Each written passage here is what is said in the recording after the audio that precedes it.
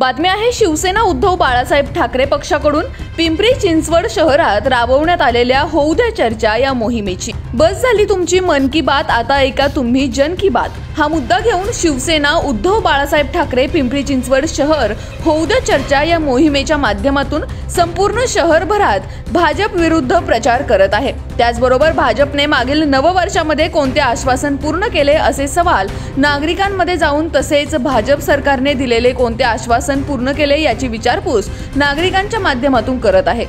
होऊ द्या चर्चा मोहिमेअंतर्गत पिंपरी चिंचवड शहराच्या तिन्ही विधानसभेत ठाकरे गटाचे पदाधिकारी जाऊन नागरिकांना भेटत असून पिंपरी चिंचवड शिवसेना ठाकरे गटाचे शहर प्रमुख सचिन भोसले यांच्या नेतृत्वात सोमवार दिनांक 9 ऑक्टोबर रोजी थेरगाव परिसरात या कार्यक्रमाचे आयोजन करण्यात आले।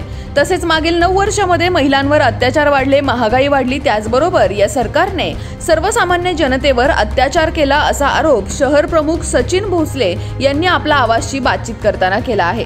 पाहुयात। संपूर्ण महाराष्ट्रभरात शिवसेना उद्धव बाळासाहेब ठाकरे या पक्षाकडून होऊ द्या चर्चा या कार्यक्रमाचे आयोजन करण्यात आले। त्यानिमित्ताने पिंपरी चिंचवड शहरात देखील ठाकरे गटाचे शहर प्रमुख सचिन भोसले यांच्या नेतृत्वात होऊ द्या चर्चा या मोहिमेचे स्वागत करण्यात आले। आपण त्यांच्याशी बातचीत करणार आहोत। सचिन भाऊ, आपल्यामध्ये तुमचं स्वागत। काय सांगाल, होऊ द्या चर्चाच्या माध्यमातून कशा प्रकारे तुम्ही नागरिकांपर्यंत पोहोचताय?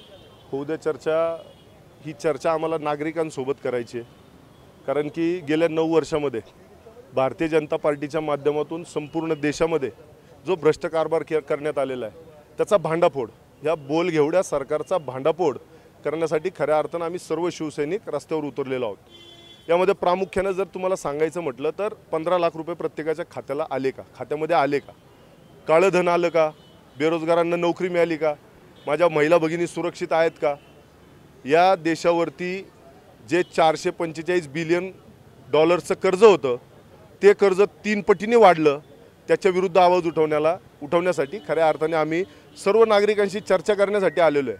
आणि अतिशय चांगला प्रतिसाद या परिसरातीलच नव्हे तर पिंपरी चिंचवड आणि भोसरी या तीनही विधानसभेमध्ये हा उपक्रम सुरू आहे। गेल्या अनेक दिवसांपासून आम्ही सर्वजण रस्त्यांवरती उतरून चौकात जाऊन प्रत्येकाच्या घरोघरी जाऊन भाजी मंडी असेल, रिक्षा स्टँड असेल, टेम्पो स्टँड असेल, आम्ही जनजागृतीचं काम करतोय।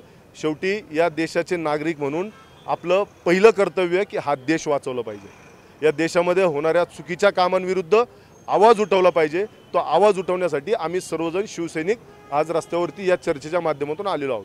तुम्ही रोज पिंपरी चिंचवड शहरभर फिरताय, नागरिकांमध्ये जनजागृती करताय, नागरिकांचं तुमच्याकडे कशा प्रकारे प्रतिसाद येत आहे, काय प्रतिक्रिया नागरिकांची? अतिशय उत्स्फूर्ततेने प्रतिसाद या होऊ द्या चर्चेला मिळतोय। सर्व वर्ग म्हणजे युवा वर्ग असेल, माझ्या महिला भगिनी असतील, ज्येष्ठ असतील, सर्वजण या चर्चेमध्ये सहभागी होत आहेत आणि स्वतःहून आपलं मत या ठिकाणी व्यक्त करतायत। म्हणजे आम्ही जो एक छोटासा प्रयत्न करतोय तो निश्चितच या महाराष्ट्रातीलच नव्हे तर संपूर्ण देशातील नागरिकांना देखील हा आवडणारा असा हा चर्चेचा विषय आणि सर्व लोक याच्यामध्ये सहभागी होऊन आपलं मत मांडतायत। शेवटी या देशामध्ये लोकशाही आहे, प्रत्येकाला बोलण्याचा अधिकार आहे, आपले विचार मांडण्याचा अधिकार आहे आणि तेच विचार जाणून घेण्यासाठी आम्ही सर्वजण या ठिकाणी आलेलो आहोत। आगामी निवडणुकांमध्ये होऊ द्या चर्चा या उपक्रमाचा कशा पद्धतीने शिवसेना उद्धव बाळासाहेब ठाकरे या पक्षाला फायदा होणार आहे आणि कशा प्रकारे तुम्ही नागरिकांपर्यंत पोहोचणार आहात? येणारा काळ हा फक्त शिवसेना उद्धव बाळासाहेब ठाकरे या महाराष्ट्रामध्ये आणि सोबत असलेले महाविकास आघाडीतले इतर घटक पक्ष यांच्यासाठी काळ असणार आहे आणि चांगले दिवस या पक्षाला येतील, कारण की या पक्षामध्ये काम करणारी लोक ही सर्व निष्ठावंत आहेत, यांना चांगल्या प्रकारचे संस्कार लाभलेले आहेत, नीतिमत्ता आणि निष्ठेने काम करणारे कार्यकर्ते या संघटनेमध्ये आहेत। कशालाही बळी न पडणारे किंवा कुणाच्याही मिंदे न होणारे कार्यकर्ते आज या सर्व पक्षांमध्ये काम करत आहेत। निश्चितच आपण जर पाहिलं तर या देशामध्ये इंडिया ही आघाडी जेव्हापासून झालेली आहे तेव्हापासून भारतीय जनता पार्टीच्या पोटात पोटसूळ उठलेला आहे आणि भारतीय जनता पार्टी 2024ला या राज्यातूनच नव्हे तर या देशातून 100% जाईल, याच्यामध्ये आमच्या मनात कुठलीही शंका नाही आहे। जय जिजाऊ। मी प्रवीण कदम, संभाजी ब्रिगेडचा शहराध्यक्ष म्हणून मी पिंपरी चिंचवड शहरामध्ये काम करतो। आज मागच्या 5-6 दिवसापासून शिवसेना उद्धव बाळासाहेब ठाकरे या पक्षाच्या वतीनं होऊ द्या चर्चा या अभियानाचं आयोजन करण्यात आलेलं आहे आणि या होऊ द्या चर्चामध्ये संभाजी ब्रिगेड 100% सहभागी राहून येणाऱ्या काळामध्ये प्रत्येक निवडणुकीला शिवसेनेच्या खांद्याला खांदा लावून आम्ही काम करणार आहोत आणि इंडियाच्या माध्यमातून हे जे कार्य इथून चालू होणार आहे हे येणाऱ्या काळात भारतीय जनता पार्टीला सत्तेतून हद्दपार करणे हाच आमचा अंतिम अजेंडा आहे आणि हा अजेंडा घेऊन शिवसेनेला खांद्याला खांदा लावून आम्ही काम करणार आहोत आणि पिंपरी चिंचवड महापालिकेवरती भगवा फडकवल्याशिवाय राहणार नाही असं मी या ठिकाणी आपल्यास नमूद करतो। त्याचबरोबर चिंचवडच्या एम्पायर इस्टेट सोसायटीमध्ये पिंपरी विधानसभा अंतर्गत माजी शहर प्रमुख योगेश बाबर यांच्या नेतृत्वात देखील होऊ द्या चर्चा कार्यक्रमाचे आयोजन करण्यात आले होते। यावेळी उपस्थित शिवसैनिकांनी भाजप विरुद्ध जोरदार घोषणाबाजी करत मागील 9 वर्षांमध्ये तुम्ही जनतेसाठी काय केले असा सवाल विचारलाय। यावेळी ठाकरे गटाचे शहर समन्वयक आकाश चतुर्वेदी, उपजिल्हा प्रमुख रोमी सिंधू, उपशहर प्रमुख गुलाब गरुड, विभाग प्रमुख तुषार नवले, विशाल साळवी उपस्थित होते। पाहुयात। नाही, आम्ही आज एम्पायर एस्टेट येथे ही होऊ द्या चर्चा हा उपक्रम आम्ही घेतला आणि आपल्याला माहिती आहे आपले देशाचे जे पंतप्रधान आहेत नरेंद्रजी मोदी हे नेहमी मन की बात करतात त्यांची, पण आम्ही या ठिकाणी जन की बात करायला आलो आहे आणि आम्ही त्यांच्या 9 वर्षाचा जो कारभार आहे केंद्राचा त्याचा लेखाजोखा लोकांसमोर मांडलेला आहे। जनता प्रचंड महागाईने त्रस्त आहे, तरुणांच्या हाताला काम नाही आहे, अनेक समस्या ह्या देशामध्ये निर्माण झालेल्या आहेत, जातीय सलोखा ह्या देशातला बिघडलेला आहे आणि कुठंतरी समाजामध्ये जी अस्वस्थता आहे त्या अस्वस्थतेला आम्ही वाट करून देत आहोत। मीडियावर प्रचंड कंट्रोल आहे, देशाची हळूहळू लोकशाहीकडून हुकुमशाहीकडे वाटचाल चालू आहे आणि प्रिंट मीडिया असेल, न्यूज मीडिया असेल यांच्यावर प्रचंड दबाव केंद्रीय यंत्रणांचा आहे। जे लोकांची वस्तुस्थिती मांडतील त्यांच्यावर कारवाई केली जाते। आज शेतकरी बघा, त्यांना 1.5 भाव देण्याचं त्यांनी सांगितलं होतं, तर कुठलीच आश्वासनं त्यांनी पूर्ण केली नाही। सामान्य माणसाला जेव्हा सत्तेत आले तेव्हा सांगितलं होतं की काळा पैसा आम्ही देशात परत आणू, 15 लाख रुपये आम्ही तुमच्या अकाउंटमध्ये जमा करू, 2 कोटी रोजगार आम्ही निर्माण करू। ह्या सगळ्या ज्या आश्वासनं आहेत ही सगळी आश्वासनंच ठरलेली आहेत। हे सरकार जे आहे हे फेकू सरकार आहे।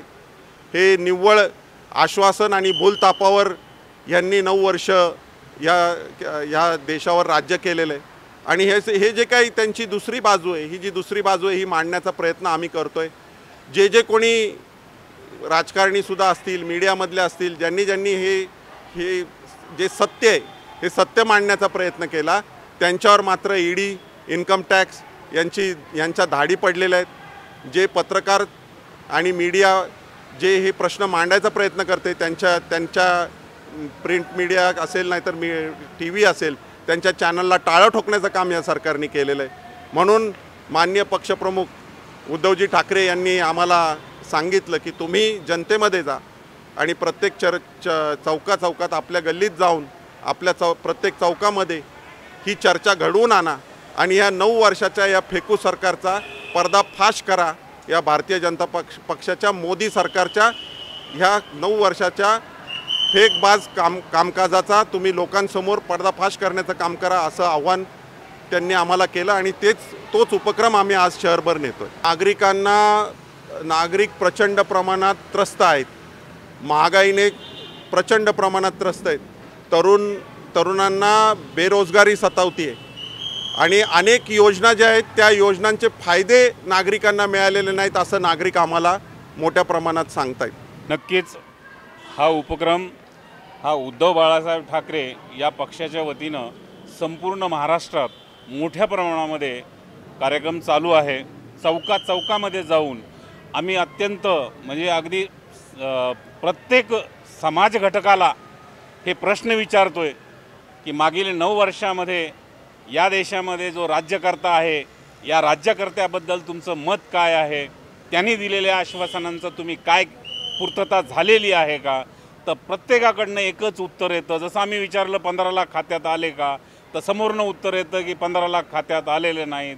450चा जेव्हा सिलेंडर 1150ला झाला तेव्हा आम्ही विचारलं महागाई कमी झाली का, तर उत्तर येतं महागाई कमी झालेली नाही। म्हणजे जी आश्वासनं दिली ती कुठलंही आश्वासन या सरकारनं पाळलं नाही। म्हणजेच या सरकारचा जो नेता आहे त्याचं नाव अमित शहा, त्यानं एकदा पत्रकार परिषदेत सांगितलं कि ये तो चुनावी जुमला था और चुनावी जुमले कभी कामयाब नहीं होते, चुनावी जुमले कभी सक्सेस नहीं होते, तो लोगों ने इस बात को छोड़ देना चाहिए असं त्यांचं मत होतं। आणि लोकांनी हे मुद्दे सोडू नयेत, लोकांना या मुद्द्याची आठवण करून द्यावी म्हणून होऊ द्या चर्चा या माध्यमातून आम्ही लोकांपर्यंत जात आहोत। यांनी ज्या पद्धतीनं आम्ही काय केलं हे सांगत आहेत, तर त्यांनी काय केलं नाही हे सुद्धा आम्ही त्या ठिकाणी जाऊन सांगतोय। यांनी एक धरण बांधलं नाही, एक बंदरगाह बांधला नाही किंवा एक एअरपोर्ट उभं केलं नाही, परंतु असलेले एअरपोर्ट विकून टाकले, असलेली धरणं प्रायव्हेटीकरण केलं, त्या ठिकाणी खाजगीकरण त्याचं केलं। हे सुद्धा आम्ही लोकांना सांगतोय की यांनी नवनिर्मिती काहीही केलेली नाही, नवनिर्मिती न करता आम्ही खूप काही केलं।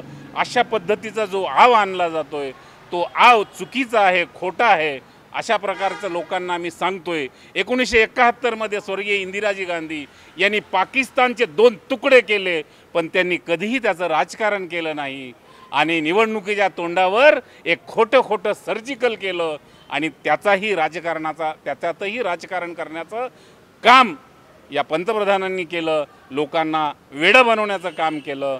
परंतु हा देश शिवशाहू फुले आंबेडकरांचा आहे। या देशामध्ये जास्त काळ लोकांना मूर्ख बनवणं अशक्य आहे, हे आम्ही लोकांना जाऊन सांगतोय की त्या ठिकाणी आता तरी जागे व्हा की पुन्हा पुन्हा खोटं बोलून हे सत्तेवर येत आहेत। तुम्हाला आठवत असेल की पुलवामा हल्ला जो झाला, या हल्ल्यामध्ये 40 जवान त्या ठिकाणी मारले गेले। RDX एवढं आलो कुठून, तो प्लॅन कुणाचा होता, कुणी मारलं, त्याची चौकशी सुद्धा झाली नाही, त्याचा रिपोर्ट बाहेर आला नाही।